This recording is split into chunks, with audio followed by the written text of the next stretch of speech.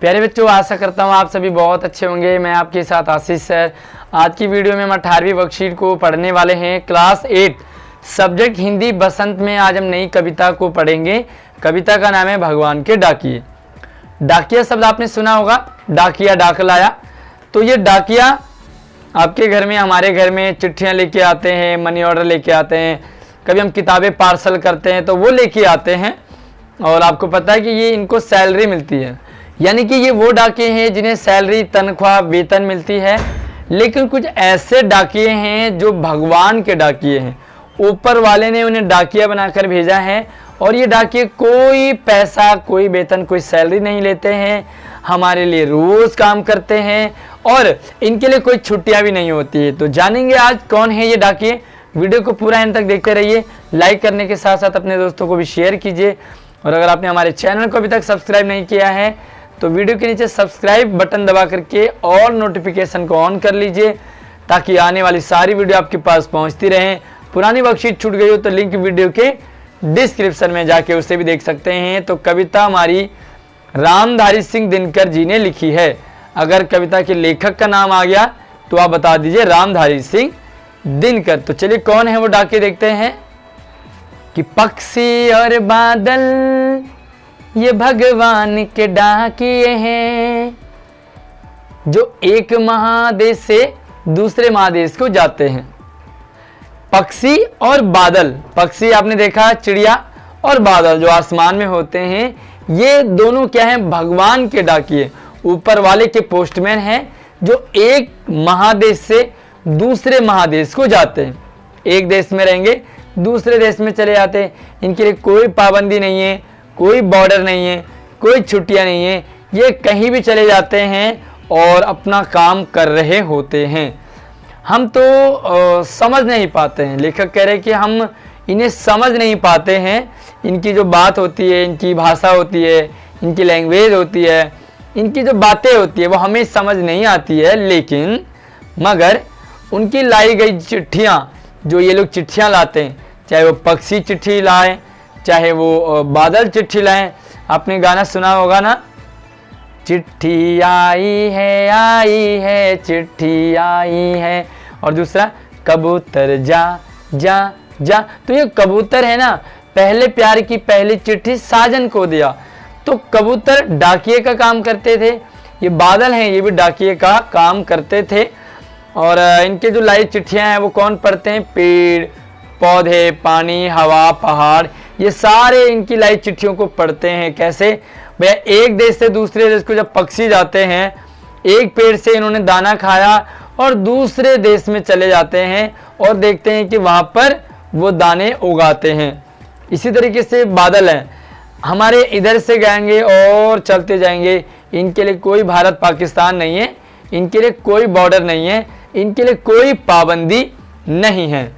हम तो केवल यहाँ आते हैं, हम केवल ये जानते हैं इनके बारे में, चाहे पक्षी के बारे में हो, चाहे बादल के बारे में हो। क्या जानते हैं बादल के बारे में, कि ये एक देश की धरती दूसरे देश को सुगंध भेजती है। अब देखो, हमारे देश की हवा है, हमारे देश की खुशबू है। अब हवा चलेगी, बादल के साथ साथ वो जो खुशबू है वो दूसरे देश में चली जाएगी, दूसरे स्टेट में चली जाएगी, कोई पाबंदी नहीं है। और वह हवा सौरभ हवा में तैरते हुए पक्षियों की पांखों पर तिरता है। और ये हवा क्या है, वो पक्षियों के पंखों पर आ जाएगा और पक्षियाँ जो है उड़ के और किसी दूसरे स्टेट में, दूसरे कैपिटल देश, राज्य में चले जाते हैं। और वहाँ क्या करते हैं, अपना जो खुशबू है वो छोड़ आते हैं। और बादल क्या करते हैं, यहाँ की नदी से पानी उठाया और दूसरे राज्य में चले जाके बरस जाते हैं। यानी कि कोई पाबंदी नहीं है कि आपने हमारे ही यहाँ बारिश क्यों नहीं करी, ऐसा नहीं है। और एक देश का भाप दूसरे देश में पानी बनकर गिरता है। एक देश का भाप होता है और दूसरे देश में वो पानी बना करके गिरा देते, बारिश हो जाती है। यानी कि इनके लिए कोई पाबंदी नहीं है, कोई अपना पराया नहीं है, सभी एक जैसे हैं। ये ऐसे डाकिये हैं भगवान के, जो सभी के साथ समान व्यवहार करते हैं। तो चलिए देखते हैं, निःशुल्क काम करते हैं, कोई पैसा नहीं मिलता है। चलिए इनके कुछ सवाल है यहाँ पर, उनके देखते हैं। और 2 सवाल आपके पास MCQ यानी कि इनके ऑप्शन है। तो पहला सवाल है, निम्न में से पक्षी शब्द का कौन पर्यायवाची नहीं है? 4 शब्द दे रखे हैं आपको, ये खग इन्होंने रिपीट कर दिया है, बिहग और नाग।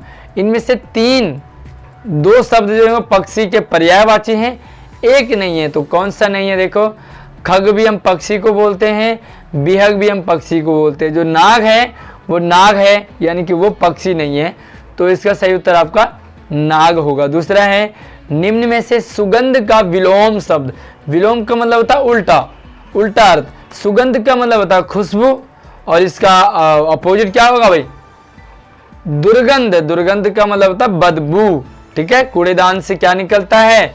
दुर्गंध निकलती है, और फूलों से क्या निकलती है? खुशबू निकलती है। तो चलिए, सुगंध का दुर्गंध हो गया। अब हम तीसरा, चौथा, 5वां और एक्टिविटी को आपके लिए रिटर्न में लेके आया हूं। तो चलिए, तीसरा सवाल है, भगवान के डाकिए। इन्हें आप के लिखेंगे, भगवान के डाकिए पंक्ति से कवि का क्या आशय है, क्या मतलब है? यहाँ इस पंक्ति का अर्थ है भगवान के संदेशवाहक यानी कि मैसेंजर, अर्थात भगवान इन्हीं के माध्यम से हमें सूचनाएं देते रहते हैं। ऐसे लिखेंगे आप, देते रहते हैं। ये ऐसे संदेशवाहक हैं जो इन्हीं के माध्यम से, चाहे पक्षी हो, चाहे बादल हो, चाहे नदी हो, झरने हो, तालाब हो, इन्हीं के माध्यम से भगवान जो अपने मैसेज हम तक पहुंचाते रहते हैं। दूसरा सवाल है, चौथा, कौन कौन सी चीज़ों के लिए देश की सीमाएं बाधक नहीं होती है?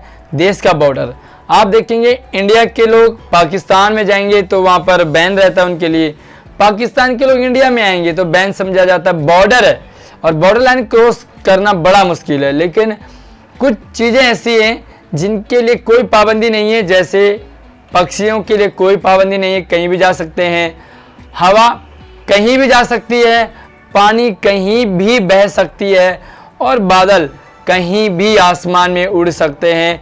इनके लिए देश की सीमाएं बाधक नहीं होती हैं, ये सभी कहीं भी और कभी भी आ जा सकते हैं, कोई पाबंदी इनके लिए नहीं है।